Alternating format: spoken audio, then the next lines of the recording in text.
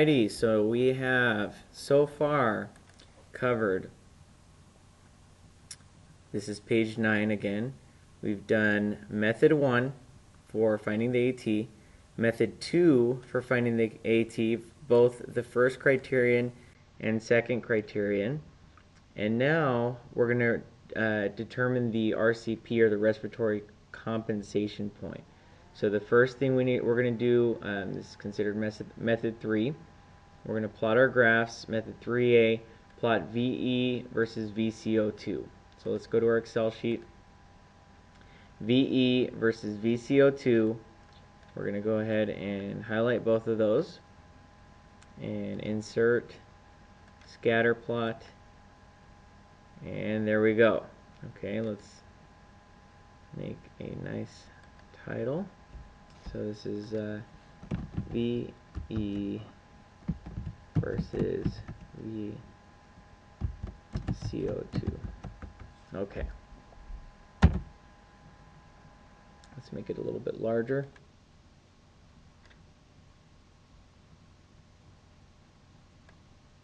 Alright, let's go back, and now that we have our chart made, see what we need to find. We are looking for VT2, the second ventilatory threshold, the break point in this graph, the nonlinear increase in VE.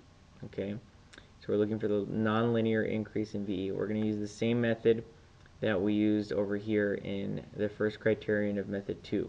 Okay, so let us go back to our Excel sheet, and we're going to use the line function that we did before. Okay, so insert shape, line, and let's go ahead and draw a line for the first portion of this here.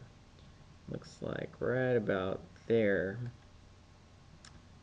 Alright, and we'll ignore those two kind of random, or that one kind of random data point there, but we can assume that it starts to increase quite a bit right here. This is where I think it might be. So we're going to insert another line right about there. We'll start it here and go down to there. Alright, so let's put it right about in the middle. And it looks like the RCP is around 4 point, I'm going to say 4.3 or so. Alright, so let's insert an arrow to indicate that. Bring it down. 4.3 liters per minute for the RCP. And let's go back to our Word document. And we're going to put that in here. So 4 point, make sure it takes for some reason. Alright, there we go. 4.3 liters of O2.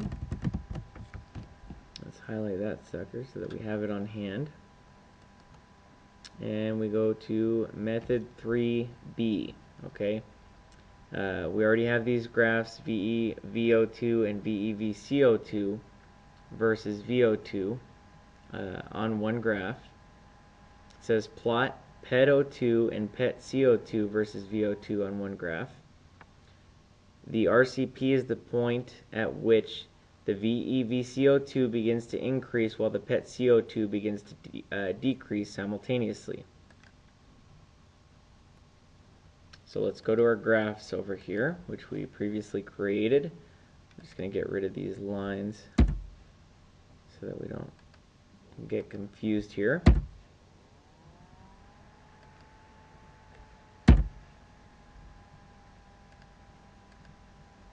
Okay, so first thing we're going to look for is VE VCO2, where it begins to increase. Okay, VE VCO2, let's pull this down just a little bit, is the red.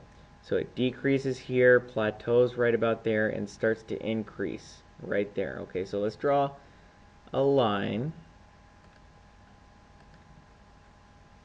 where it begins to increase right about there. Okay, now we're also looking for where PET CO2 begins to decrease. PET CO2 is the red up here, and we're looking for where it begins to decrease. So we're going to get another line, and it looks like it starts to decrease right about here. So we're going to draw a nice line there. And it says that where these two things happen simultaneously, okay? So what we want to do is insert an arrow straight down at the beginning of the increase here, and okay, we got that. So at the beginning of the increase here and the beginning of the decrease here. Okay, so we're going to kind of go right in between there.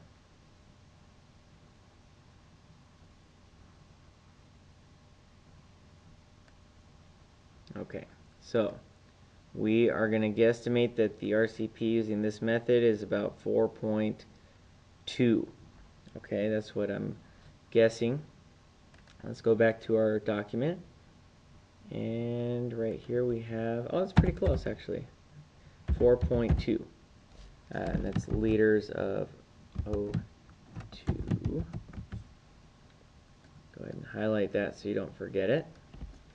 And there you have it. That's the hardest part of the lab, finding all these values with the graphs that you will be creating in your Excel sheet. Okay, so you have method 2A we went over, method 2B, method 3, this is for respiratory compensation points. So RCP, we measured at a 4.3 and 4.2, and the AT we measured at 3.5 and 3.4. So let's go back to our AT equation. Let's see what it predicted at. So AT was predicted at 1.61 liters per minute. So it's quite a bit larger in the estimation that we did. It could be that the person's very fit. Could be that we did it a little bit incorrectly. Well, not really incorrectly, but it could be that we eyeballed it just a little bit wrong. But bottom line is you can compare those two, and that's fuel for your discussion. So we'll be creating a couple other videos to help you in the rest of the lab. Until then, bye-bye.